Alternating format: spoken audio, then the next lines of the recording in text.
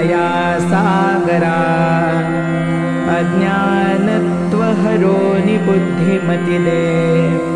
आराध्य मोरेश्वरा चिंता क्लेश दरिद्र दुख अवघे देशांतरा पाठवी हेरंबा गणनायका गजमुखा भक्ता बहुतोषवे नेत्री दोन हिरे प्रकाश पसरे अत्यंत ते साजिरे माथाशेंदुर पाझरे वरिवरे दुर्वांकुरांसे तुरे माझे चित्तविरे मनोरथ पुरे देखोनी चिंता हरे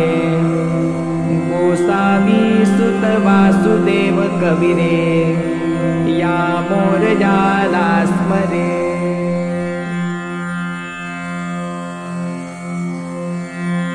नरसिंह सरस्वती दत्तपादुका कमली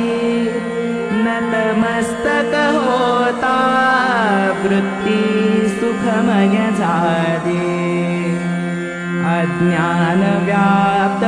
मी भ्रमलो श्रमलो